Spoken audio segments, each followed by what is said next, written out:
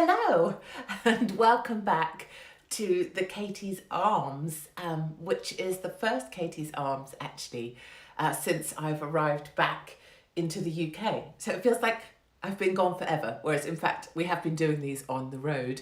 Rather alarmingly, my own mother asked me the other day why there wasn't a Katie's Arms on Friday, because we were supposed to do these at Friday at 8 p.m.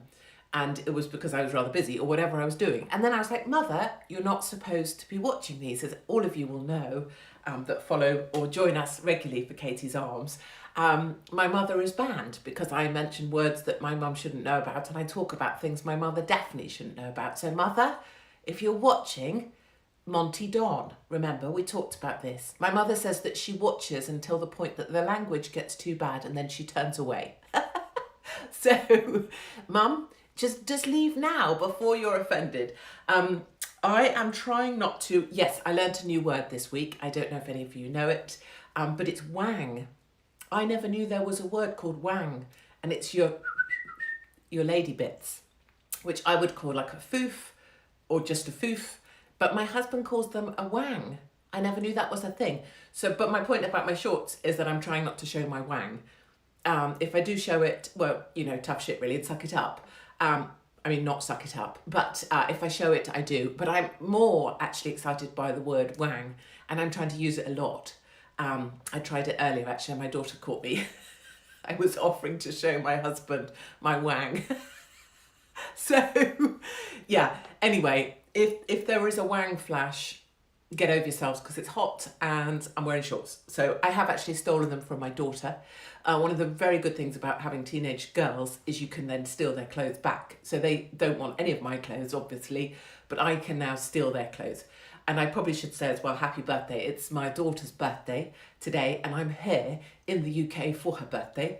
We discussed at lunchtime that it's probably the first birthday I've been at for the last, I think, 7 years or so. So I'm super proud of myself. I'm obviously a brilliant mum. I expect Mumsnet are going to want to sign me up really soon as some sort of mum guru. All the Schoolgate mums would be just like, yeah, she's such a great mum. She's like, turned up for one birthday in 7. Yes. So I'm actually proud of myself. I'm sharing it with you because I need everyone to know that I was here for one of my children's birthday. And not only that, my daughter is 17 and she's still alive. And that is a really, improbable thing with me as a mother. And so essentially the lunch today was with friends at a brilliant restaurant, one of the best restaurants I know in the West Country, called Harry's. So if you're ever in Exeter, do go to Harry's because everybody there is just the best. Anyway, they were like, what's the celebration? Is it a birthday? And I was like, well, it's more that one of my children is still alive at the age of 17. I feel like, yes, I've made it. So I am that mother, although I've never made a freaking fruit kebab. So go me as well. I wanted to also say about this t-shirt. I'm not being like one of those weird people that tries to sell things. Certainly not trying to vlog anything, and certainly nothing is to do with me. But obviously I'm an influencer, and obviously I'll be in Dubai very, very soon in a bikini with some footballer, because that's how that works, right? These lovely t-shirts are made by a lady called, hold on, Millie Rose. And I want to do this properly because I'm not very good at this. Because I'm not very good at imagining anybody would want anything I have, including herpes or syphilis. But at Millie Rose _, all the best people have an _, Katie, _Hopkins, everything. So Millie Rose _UK. And lovely Millie Rose, hold on, I'm going to try and put it there. The Millie Rose there. She has these t-shirts and she has 3 of them to give away to you at Katie's Arms. I don't know what size they are. Don't ask me any details. Don't ask me any questions. I know people are saying it's back to front because I don't know how to do this whole reflective thing. But imagine it says Katie's Arms, and imagine these boobs are like double D's, so that's yours. Then that will look brilliant. But anyway, lovely Millie Rose _UK is a lovely lady, I'm sure, who is trying to bloody sustain herself and her family and anybody she cares for, I'm sure. And if you'd like to go to her site, she has those great t-shirts that she has, I think, yes, I have it upstairs, Live, Laugh, Love. So whatever, go there if you want to. And just to prove that I'm not taking any financial incentive, this was just a nice thank you card from her to say thank you for supporting local business. That's what we're all about here, is trying to make each other feel bloody better. Someone's saying this is not live. Right, so if it's not live, darling, how have I just read that this is not live? Honestly, how thick do you have to be? How desperate do you have to be to criticise me, to come onto this stream that clearly says live and say it's not live? The only thing that's not live, my darling, is your frigging love life. And the reason for that is you're the sort of critical bastard that comes onto things like this and suggests it's not live when it bloody well is. And so if you want to criticise, just piss off. Piss off and do something else. Go and put your head down in a lavatory. I don't give a shit about you. I don't give a shit about your opinion, and I don't give a shit about your life, darling. Just piss off and leave the rest of us here who are having a jolly nice time. People either opt in to watch this shit or they don't. They can go for a walk. They can watch other stuff. They can do what they like. But if all you've got while you've got your sticky little tiny penis in your hand is to criticise, do offity piss. And that goes to everybody on my YouTube and everybody on my Instagram who just wants to be a miserable bastard. Because frankly, we've had enough of miserable bastards. We've also had enough of other things. I think we could do a little list today, couldn't we? Now, I only drink Merlot, but my mother did not drink all of her girl drink. What's this? Rosé. So I've got to drink it. I don't drink rosé because obviously rosé is for people who don't know how to properly drink wine. What's one of the things we're pissed off this week about, darlings? And we need to laugh at the bastards all the time now. If you're thinking, how do I react to this? You laugh. You laugh, you laugh, you laugh. When someone who's had double vax and they want to tell you, I've been double vaxxed. I got the AstraZeneca. I got the Pfizer. You just laugh at them. You just laugh. I don't go, oh, did you? Well done. And so hit them with a tsunami of love. And so one of my mechanisms for not wearing a mask anywhere is you do the tsunami of love, right? So my husband's like, you do need a mask. I'm like, no. You just need the tsunami of love. So what you're doing is you're walking towards a bathroom. Maybe a waitress is looking at you with the face that says you haven't got your mask on and you go, hey, how you doing? And that of tsunami of love, they don't even know what to do with it. So instead of being like sheepish and like, oh, she's going to ask me about my mask, you just bosh them with, oh my God, just go full like psychopath, love the world, as if you couldn't love them anymore. And literally there's nothing they just sort of stand there like, shit, she's so happy, I don't know what to do with her. So tsunami of love is your method of getting through this week. I had the AstraZeneca jab. You know, if someone's giving you that shit, you go, oh my God, did you? Good for you. And then keep walking. The other more malicious option, I think we've discussed this before at Katie's Arms, is that you do the middle distance concerned look, which is, ooh. And you look off into the middle distance in a concerned fashion, thinking about blood clots. But that's less good than the tsunami of love. Also, I like saying the word tsunami because you can pronounce the T. I don't know if you watched the French Open, but the Greek guy who lost, it was called essentially, hold on, I had to write it down, Tsitsipas, which when you write it down looks like Titsipas. If I was a tennis commentator, I'd have had the best fun today. Also, Djokovic is a madman and a weirdo. He could stab people to death in the night with an ice pick and still turn up and play tennis at 6 a.m, you know, in a red top. That's Djokovic. I don't trust him. I don't like him. I don't like it when he wins things. I would rather Nadal won things and he picks his arse every 2 seconds. The other issue with Djokovic is that because he's such a, he's not even on the spectrum was specifically invented for Djokovic, I'm sure of it. I think he probably eats his own sneakers, like as his meal times, because he's just that weird and his hair grows at a really weird angle. Like most hair grows up and back, his grows forwards at like 80 degrees from his scalp. That's not normal. And on the subject of hair, tennis players' hair, this is a bit of a segue I hadn't planned. Did you see Nadal's hair? There's none left. Nadal is surrounded by people. He's surrounded by stylists. He's surrounded by a dream team. How has no one told Nadal that he needs to shave that shit? You can't be bald and then pull off like 3 strands like Elton John the old years. You just got to shave that shit off. Can someone if Nadal's team are watching, for Christ's sake, one of you have some balls. We don't mind that he's picking his shorts out of his arse every 2 minutes, but he needs to shave his head. Let's talk about the G7. I think we can all agree that the G7 can piss right off. Just checking from a wang. I think the last thing we need to be watching right now, when we're all locked down to death, is watching 7 world leaders toss about on a Cornish beach. Is it not the most infuriating thing? We'll lock you bastards all down. We'll stop you doing what you want. We'll make it so it's 400 quid for a regular family to go on a freaking campsite somewhere 4 miles from any kind of seaside resort. But us fat bastards will take over an entire beach, and then we have to watch as if we're somehow going to applaud it. The fat freaking walrus that is Boris Damwell Johnson walrus his way into the sea like some whale, some incontinent whale that got beached somewhere in the West Country, and we're all supposed to go, oh, that's so great, that's our Prime Minister and he's taking a swim, isn't it great? No, piss off back to London, piss off with your new bird, and piss off with your flouncing around in your pretend clothes. What does Carrie actually think she looks like? What does she actually think she is? She thinks she's the First Lady, doesn't she? She thinks she's Melania, except she's just got shit taste in fashion. Not that I know shit about fashion, but she's got shit taste in clothes, and she wafts about thinking she's something. She is nothing. What is it? Oh yeah, let's wear fuchsia. Because if I wear fuchsia, I'll stand out in the pictures. And then she stands there pigeon-toed like some geek, looking like a knob. And what was that blue suit she had on that was 18 foot too long for her tiny weeny little legs? Ugh. Then you see the walrus inflating himself into the ocean. You're like, she has literally been on that thing in order to produce the weird kid. Now, no one is talking about the weird kid, right?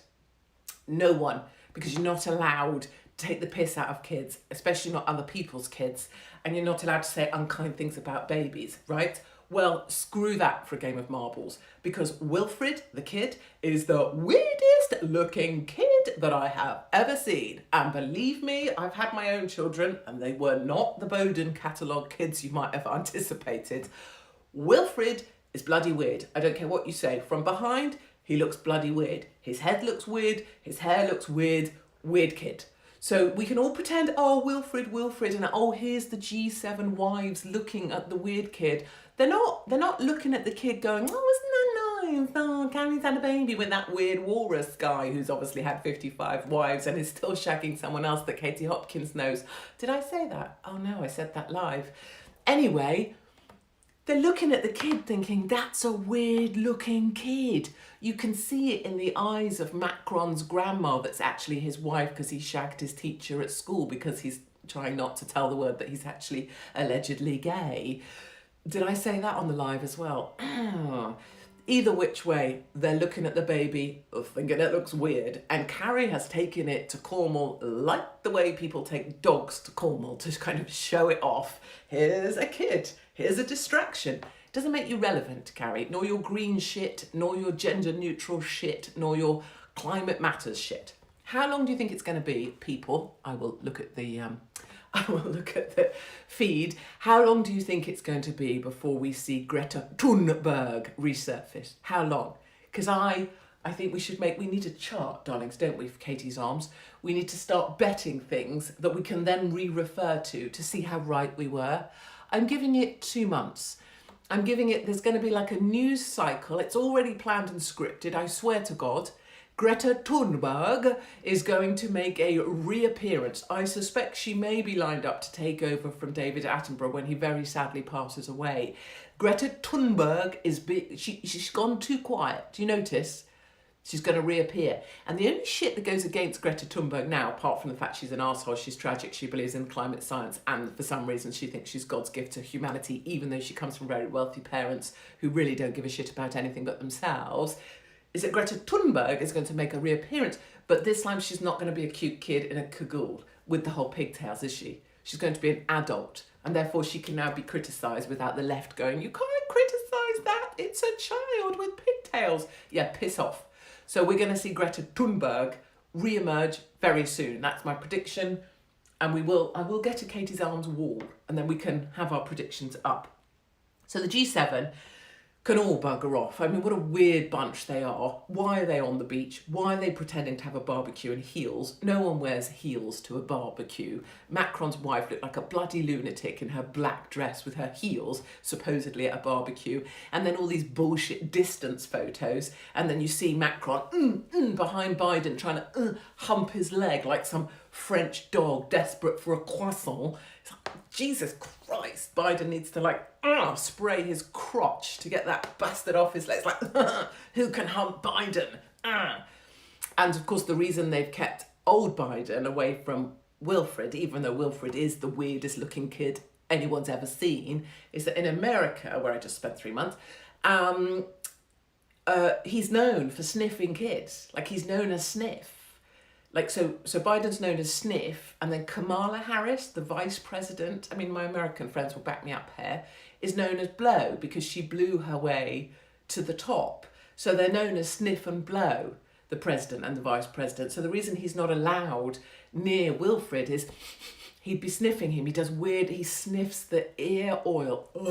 It's too much. But anyway, it made me a bit gag that, but Biden's known as Sniff, so that's why you only see pictured of the weird kid with Jill as opposed to the weird kid with Biden, because Biden would be like trying to sniff his head, which would be a weird optic even for the G7, which is weird in itself.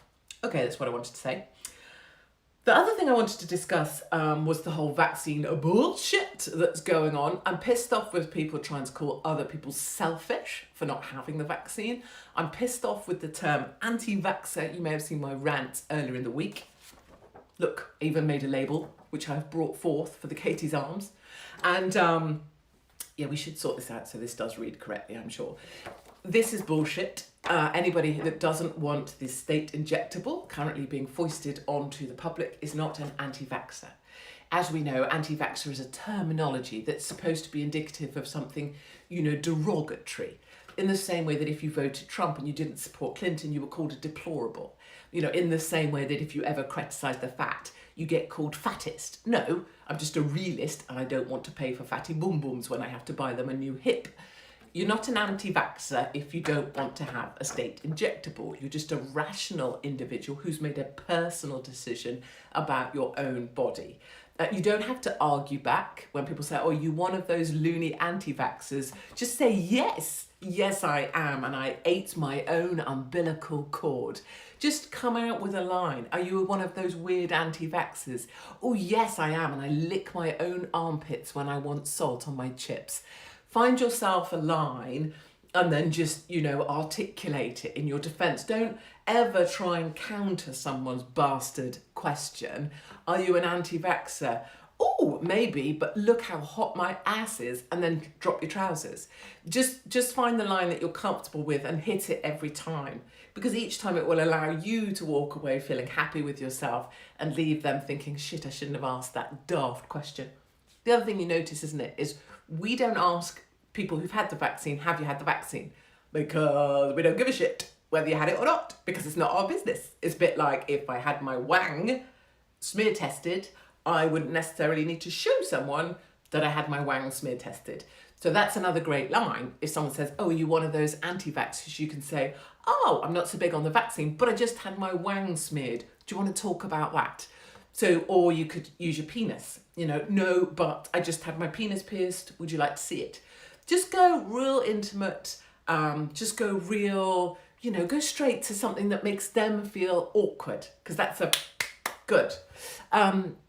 Katie, I love you, but please put some longer shorts on. No, offity piss, same rule for you. I won't put longer shorts on because you don't have to look at my wang and you don't have to be here on this live. Piss off. I'm not asking you to be here. I'm not even wanting you to stay. I'd rather you left. If you don't like my shorts, that's your issue. I don't give offence. You take it. Go and take it somewhere else with someone else. Who gives a shit about you? Because it's not me. I'll wear these shorts and shorter shorts, or no shorts if I want to. You're making the choice to sit there looking at my vagina, which probably suggests you need either a hobby or a sex life, and you have neither. Probably no job either. probably on furlough and enjoying just sitting on your ass, and no doubt you've been double vaccinated as well. Some people have said to me, Katie, don't mock people who've been double vaccinated. Actually, yes, I'm going to, because we're short of laughs at the moment, and I'm getting a good laugh out of people that have been vaccinated because you've got piss all in return for it. You were told, get vaccinated and you'll get your freedom back. And that has been a complete bullshit lie, hasn't it? You've got double vaccinated and you've got shit all in return, apart from a bit of anxiety about whether you're going to get headaches tomorrow. Now, I shouldn't laugh about this because it's not appropriate, but there was a major this is not okay. There was a major pile-up and a road traffic accident the other day. No one was seriously injured. But there was a massive road traffic accident. And it was people queuing in a line, what do you call it here? Yeah, queuing to go and to go to the vaccination centre.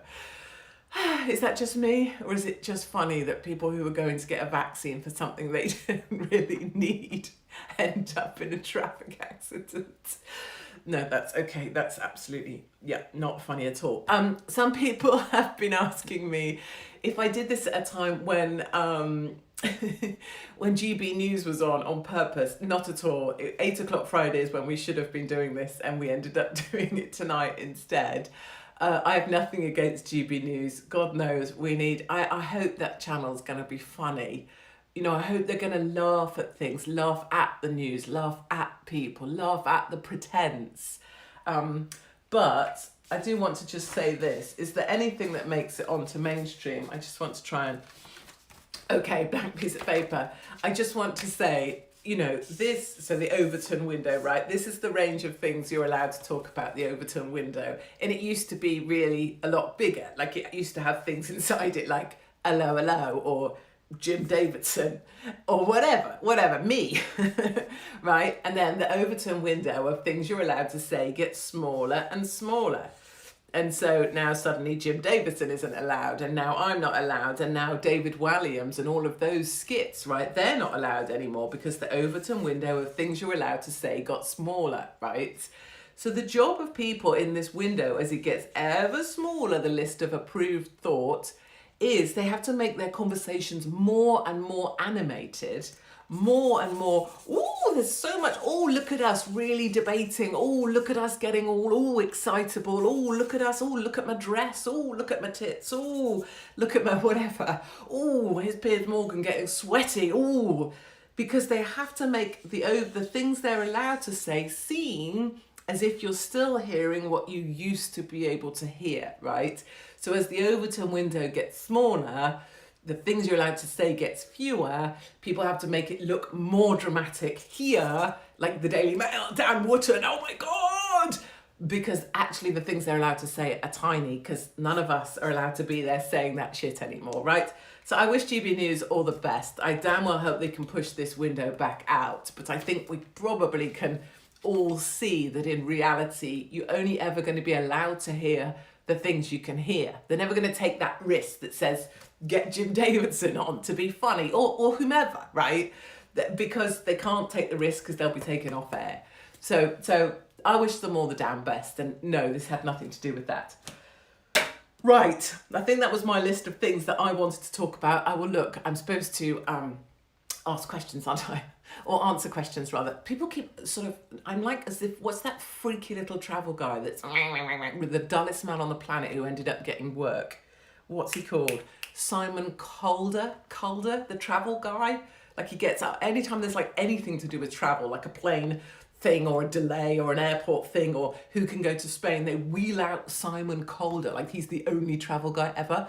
I've become this weird like COVID Simon Calder because I got to America and was there for 3 months and really don't give a shit. I get emailed with people's travel questions all the time, like, I need to go to a family wedding in doo-doo-doo, can I go? My overriding message here, without wanting to be Simon Calder in any way, because I'm a lot more interesting than Simon Calder will ever be, and Simon Calder must be single, surely, is that you will always come up with a reason why you can't do something, right? You will, I'll get this all the time in the emails. I really want to go here, but I've got this and I've got a job and I've got children and people list these excuses like as if I haven't got that shit. We've all got an excuse. They're in life. There will always be a reason why you can't do something. So please don't ask me for travel advice if you're about to list off the reasons you can't do it, because you're starting off with a whole wrong attitude. The only way you're getting anywhere is you decide that the time for asking permission is over and the time for waiting for an answer is through. And you just have to say, I am doing this, and you commit to it and you bust your balls and you make it happen. You may have shit you have to deal with in the background. It might not be possible for you for whatever excuse you've given yourself. But it's a bit like, me putting on 3.5 stone and losing it again. You just have to decide your shit and own it. And if you're owning your decision to just stay home and that's fine, that's fine. But I'm not going to give you a magic way of doing anything. You have to first own that thing about, boom, we're going. Someone asked me about England taking the knee. I think it's a load of old shit. I'm desperately happy that they won. I couldn't be more thrilled that they won against Croatia. I wish Gareth Southgate all the best. I wish he'd put the waistcoats back on. He looked a lot hotter in the waistcoats. This year it's the whole sartorial thing isn't working. I want the England team to win everything because I love it. I especially like it when they beat Germany because after all, 2 world wars. I'm not allowed to talk about the war, but taking the knee is bullshit. I don't believe that cheers drowned out the boos at all. I think whoever's manipulating the audio made it seem that way. We've all had enough of the bullshit of politics in sport. No one's booing because they're racist. We're booing because we don't need that politics shit rammed down our throats when, frankly, life is shit enough already and we never want to see another politician as long as we live. Not if it's to do with politics and people taking a knee, not if it's fat bastard Boris being a whale and jumping into the sea, and not if it's Macron trying to hump Biden's leg. We don't need any more politics. The only thing we need to commit to is having a good time. And that's why when I see the pictures of English football supporters belly sliding through fountains, great, take your clothes off, bloody helicopter willy your way around whatever town or city you're in. That's what we need. My overarching and my biggest fear before coming on here tonight was, I worry that we're losing the fun. Like, one of my proudest things about being British is the British sense of humour. And you can't find it anywhere else in the world. There is no sense of humour as glorious or as dry or as sarcastic or as self-deprecating as the British sense of humour. And I love it so much. And my biggest fear of COVID and lockdown is that we would lose that and we would lose our sense of funny. And I think that's partly it explains kind of a lot of me recently is just trying to find the funny, because that's literally all I care about for Britain right now. I just need us to hold on to our sense of humour so we can begin this fight back. I think that's it from me for this evening. I'm just looking at my last bit of rosé thinking time for me to go and get a Merlot. So thank you so much to everybody. I mean to say a lot of thank yous actually. Thank you to everybody in America who's been so brilliant to me for 3 months.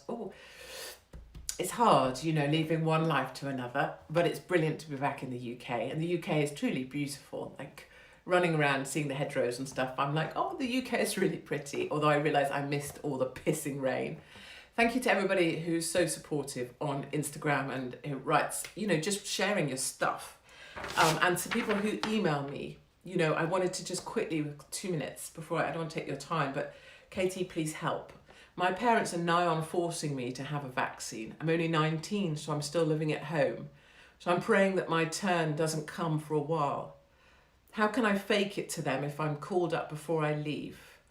I understand you get a certificate, so I can't just tape up some cotton wool on my arm. Please help. And that's from a sweet little boy. I don't mean little boy in a patronising sense. I mean, that's from a 19-year-old. These are the emails that I get, not the emails where people think I'm Simon Calder with small tits, but this is the emails that matter and that upset me.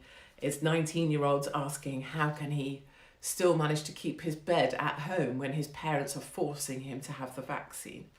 You know, and it's those times I want to say, give me your parents' damn email or give me your parents' home address, and I want to go and visit them and ask them to back off this kid and respect the fact that he needs to make his choices. And if you've got your vaccine, then you don't need to worry about what someone else is trying to do. And imagine the point where a child is feeling like they might not have a place to sleep because they're not willing to have something injected into their arm. Is that really what we became? So do keep emailing me, katie@katiehopkins.co.uk. I will always try and reply, and you always have my support, no matter what. Because frankly, my darlings, we don't need to agree ever. Someone said to me today, I thought you used to think you were a right cunt, but now I think you're all right. And I think what they're trying to say there is, I used to disagree with you and now we agree. And that's still fine, isn't it? We don't have to agree, right? We can disagree and that's still fine. And actually, I hope that Instagram, this Instagram, _Katie_Hopkins_ it's all of your Instagram and a place where people can disagree. And I'd be very happy to hand this Instagram account over sometime to someone far more capable than myself. So let's keep gathering here. We'll keep up the good fight of trying to keep our great British sense of humour. And I will leave you now to go catch up with GB News. They're probably sweating from the testicles with 1,000 technical glitches, and people not used to having someone speak in their ear will be doing this face, which is the face people do when they're trying to talk and they're not used to someone giving them direction in their ear. Keep a lookout for that face. And otherwise, Katie's Arms. I'm really going to try and stick to Friday, 8 p.m. and I will look forward to seeing you next week. And if you win yourself a t-shirt from @MillieRose_UK, oh please, please be hot in it. Don't be some sweaty pervert that likes to wear a mask. If you're a mask pervert, do not try and get a Katie's Arms t-shirt, because frankly, you could piss right off. Okay, my darlings, love you, love you, love you.